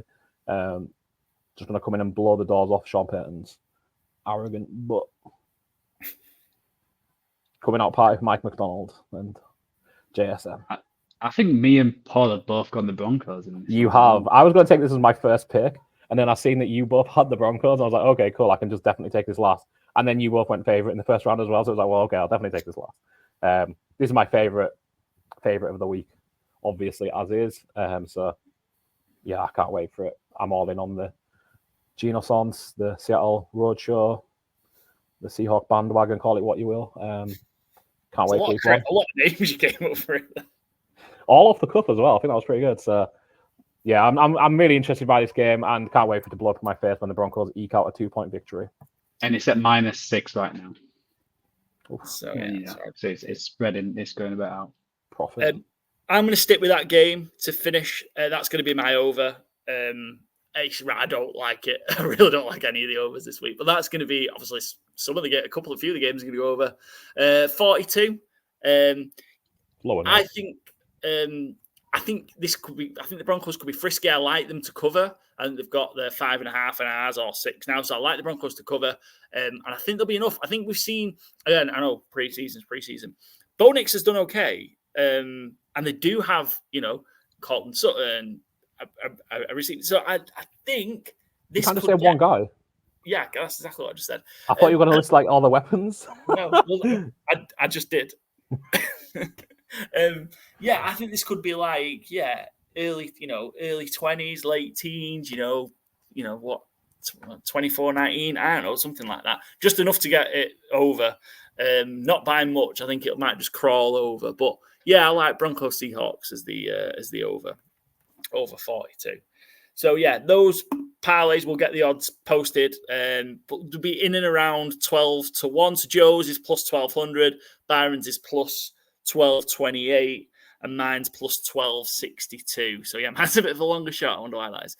And Gurmeet's was plus 1,291, so just short of 13-1. So the FourFolds did well. This is a different format for them, but last year, Joe, you hit a fair few of them. Byron, you hit a fair few of them. Then when we got to the end of the season, if you placed money on every single one of our FourFold bets last year, you'd been up something like 300 quid. So yeah, not at all a bad way to get cracking. Byron, you're going to leave us now because you've got to go do some important things.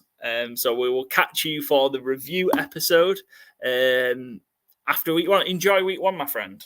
Cheers, mate. Yeah, see you in a few days. Excellent. Right. Joe, we're going to finish off the show between us.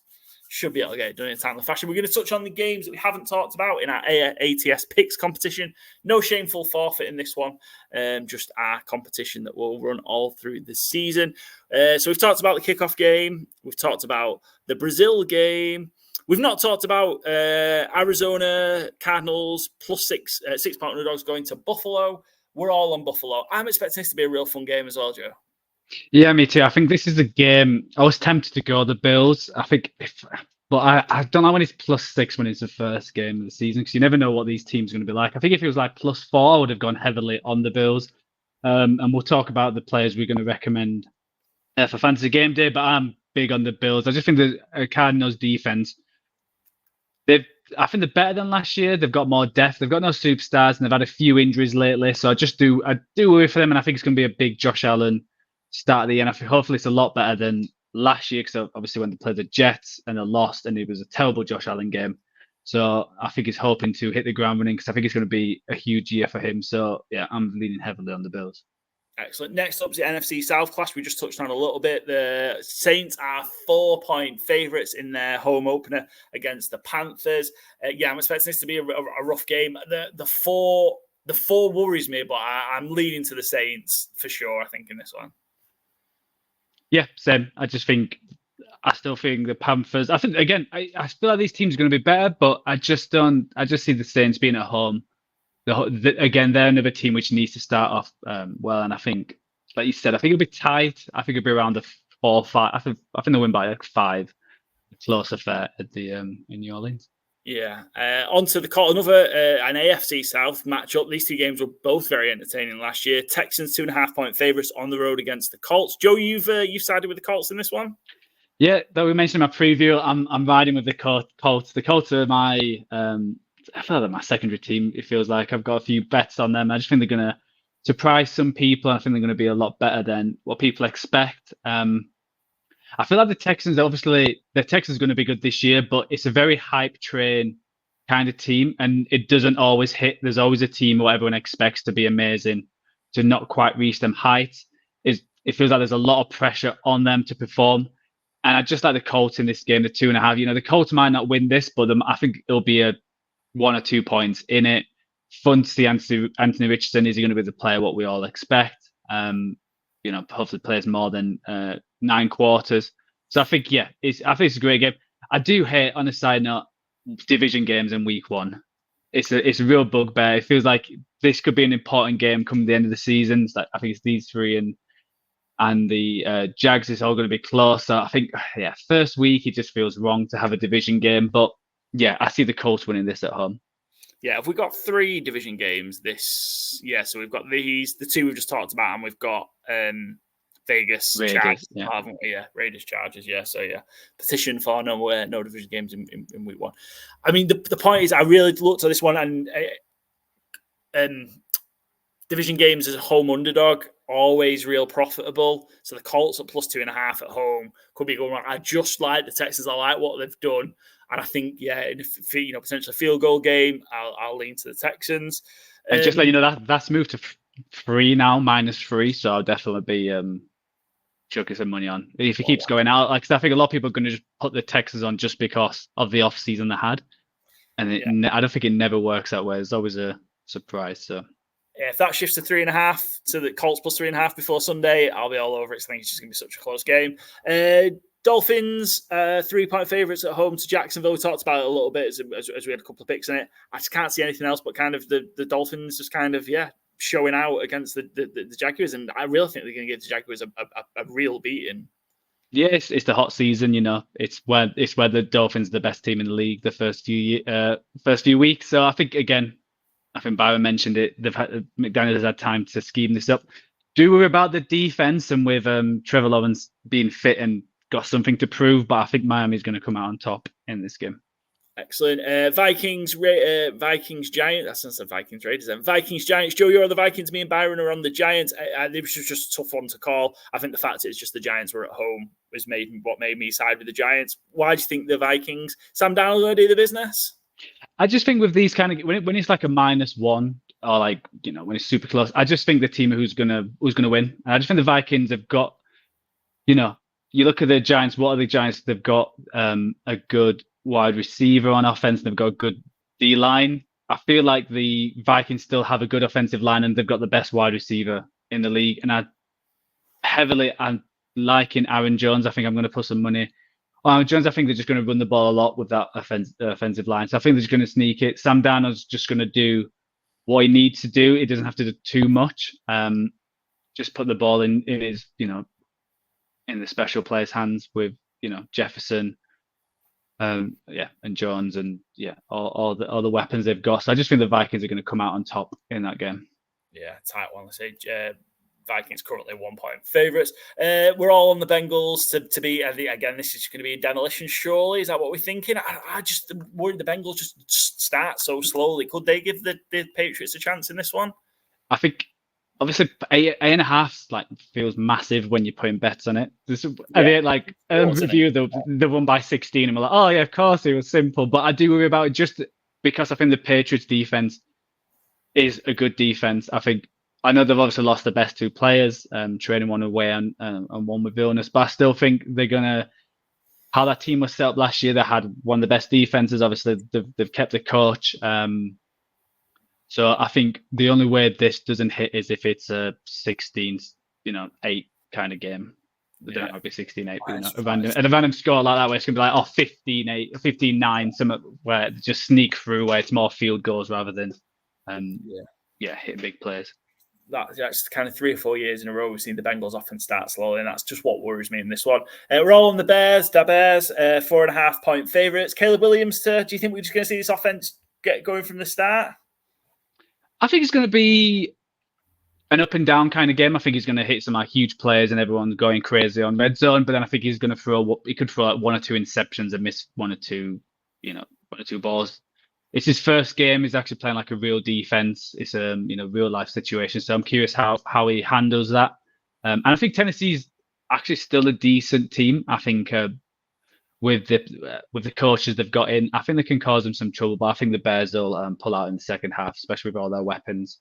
And I expect at least 1 or 2 highlights where people are anointing him the future of the league. Going crazy for Caleb. We've talked about Broncos Seahawks more than we probably should have done already. Me and Joe are on the Broncos. Byron staying loyal to his Seattle Seahawks. No, that's not the team he supports. He just loves Geno. You and Byron are both on the Chargers. Chargers 3-point favourites at home to the Raiders. Yeah, this one I struggled with this one, but I feel like it's just the Harbaugh effect. You just know that headline, that train, everyone's going to start talking about Harbaugh, how the Chargers are going to make the playoffs. They're a whole different organization. They're a new team. So I just couldn't go with that because I just feel like it's script.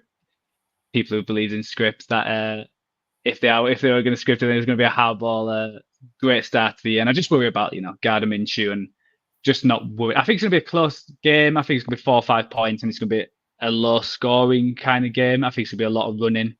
There's not going to be many receiving yards either side. Yeah. So again, that might be another game I look at the rushing attempts. This could be a big consideration for an under for me, I think. I think the line's 41. I think it's just going to be real attritional, all on the ground. And kind of battling the trenches. I'll just take the Raiders with the points. +3, I got funny feel. My gut feel is this is a push. Chargers win by 3 and it's a push. But I'll take the Raiders with the 3 on the off chance it is that close. We're all on the Browns. We've talked about that already. Last game we've not talked about is in too much detail, Commanders against the Bucks. Bucks are 3.5 point favourites at home to the Commanders. I love the Commanders in this one. I think it's going to be a close game. +3.5, the 3.5 helps.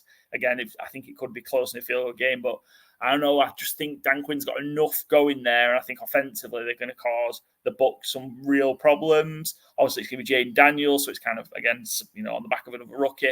I'm really looking forward to seeing what he can do. I'm fully expecting a lot of highlight plays from him. You've landed to the Bucks on this one, Joe? Yeah, again, this was a coin toss, really. I think similar to you, I can see that happening. But I can also this Buccaneers team has got plenty of veterans. I feel like they're going to try and keep Daniels under control. And I think, when you've got Mike Evans and Chris Godwin, I think they can get this defense. Because I know Washington's certainly improved in that aspect and they've got a lot of bodies, but they haven't got superstars. It feels like they've just raised the floor rather than raised the ceiling on defense. So I still think the Tampa Bay Buccaneers, can certainly cause them trouble, especially being in Tampa as well. I think if this was the other way around, where it was in Washington and they had that 3.5, I may have gone Washington there, but I just really being in Tampa, just gone. Baker, here we come. Baker, here we come. Excellent. That's our ATS Picks competition we've just reviewed. We'll be doing that every week and we'll be reviewing that and keeping that up to date throughout the season. Last segment for us now, our Fantasy Game Day suggestions. So a reminder, again, you heard the guest Gurmeet. He is a co-founder of Fantasy Game Day, the number one daily fantasy game in the UK, NFL daily fantasy game. It's the best one by far. We love using it, love playing it, and you should absolutely join us in doing so as a listener or watcher of Good Teams and Great Teams cover. If you have not signed up for Fantasy Game Day before, you can get a free entry. And you'll get that once you've deposited and submitted an initial entry. Your account will then be credited with a free one. Use promo code COVER for that. Charlie, Oscar, Victor, Echo, Romeo, all in capitals. There's a promo code box when you sign up. Make sure it's in. £7.50 per entry. You can submit up to 5 entries per week. You don't have to. 1, 2, 3, 4, 5. Up to you. Ethical way of doing it. And there's cash prizes up for grabs. If you finish in the top 20% with your lineup, we did that a fair few times last year. Then you win yourself some cash prizes. The more people that play, the bigger the prize pot. And so hopefully we'll get a fair few people. But just don't miss out on this. It's £7.50. Try it. Try it for 1 week. Trust me, you will love it. If you're watching Red Zone, that's when the Sunday Stars game is in that 6 o'clock and 9 o'clock window. You're watching Red Zone. Every play matters. Every yard matters. And it's just a great way to watch it and get involved in daily fantasy. And no better way to do it than support the UK guys, Gurmeet and Co. at Fantasy Game Day. You've got to be 18 years or over to enter, and it's only available to people in the UK. And as always, please gamble responsibly. Let's get to our, I suppose not our picks, because we've not set our lineup yet, and we won't be sharing our lineup because we don't want you to win. We want to win. But of course, I'm sure you will beat us. But taking a look at who we've got up in our lineup, and we're suggesting Joe, should we take a look at yours first? You've got Tua as your quarterback, so they're up against the Jaguars. Yeah, I feel like we mentioned they always start, on fire. The Dolphins and being at home, I think the Jags defense is, again, it started off well last year, but it certainly tailed off. So are they going to be able to keep up with all the weapons they have? And I just think when you look at the prices of some of the other quarterbacks, I think Tua at 5,800 is a steal really with how they normally start in September. Yeah, excellent. Byron's gone for Josh Allen as his quarterback, so he's the top of the quarterback price. Tree one at 8,200 of your 40,000 budget would cost you Josh Allen. We mentioned that could be a real fun matchup against the Cardinals. Could be potentially quite high scoring. I've gone for Joe Burrow, so that was just because you took Tua. You already put yours on your sheet, but just in case it does click and the fears around the Bengals starting slow are unfounded, the Bengals could really put a beating on New England, and therefore Joe Burrow at 6,200 could be a better alternative than the kind of top priced ones.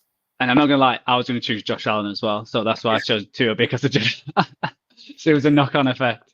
That's fair enough. I've gone then on the other side of that. I've gone for Keon Coleman, so at 4,000, potentially a real good option to take advantage of that Bills matchup against the Cardinals. A great matchup, we think, for the Bills offense. And so, I've taken the rookie Keon Coleman, who I think is probably going to be the wide receiver one. Well, people try to tell me Curtis Samuel. Maybe it might even be Dalton, but or Shakir. But I like Coleman at 4,000. I think they want to get the first round pick going. Tank Dell for Byron, £5,000 against for Houston against Indianapolis. And Joe, you're on JJ. You're on Justin Jefferson. Yeah, I've just gone with this because, again, I think it's what does Sam Darnold do best? He's probably going to get the ball out of his hand quickly, and he's going to throw it really, with Addison being injured, get into Justin Jefferson's hand. I think the strength of the Giants is their defensive line, so I think they're going to have to throw it quite a bit. So why not throw it to the best wide receiver in the league, who even last year when he was playing with some, absolutely garbage quarterbacks there, he still had massive numbers. And when I think he missed a third of the year and still he got over 1,000. I think he's still right up there with the best. And I do like that Tank Dell one as well, just to speak on Byron's one, just because of the Colts' weakness is probably their secondary. So, and the strength is the defensive line. The Texans didn't run very well last year at all. The inside linemen weren't amazing, and they haven't done too much to improve that. So again, I think it's going to be a throw-heavy kind of offense for the Texans. So why not get their wide receivers who will get plenty of balls, and especially at 5,000. And I'll go with my third pick. I've gone for Stevenson, the Patriots running back against the Bengals. He had a very disappointing last season. I think a lot of people expected massive things from him, and he had a stinker really, didn't he? And it's not the greatest O-line. I just think how this week one is going to go, they're going to have to run the ball. I don't think they've got enough at receiver. So I think they're going to try and pound the ball as much as possible. And if it's a low-scoring game, which we've mentioned, I think he could rack up the yards and maybe get you 1 or 2 touchdowns, just because Brissett's not going to be able to fling it around and get plenty of yards that way. So I went for the running back that side. Excellent. Byron echoing our thoughts here. He's already got his Josh Allen pick there at quarterback. He's got Dalton Kincaid in at 4,200 at tight end. And then I've gone for the touchdown machine from last year that was Raheem Mostert. I think he's going to get less touches, but I still think they can be impactful ones. I still think he's going to be the guy to punch it in the red zone. So you've got a potential for touchdown opportunities against the Jags for Raheem Mostert for the Dolphins. Joe, that is our week one preview in the books. All done.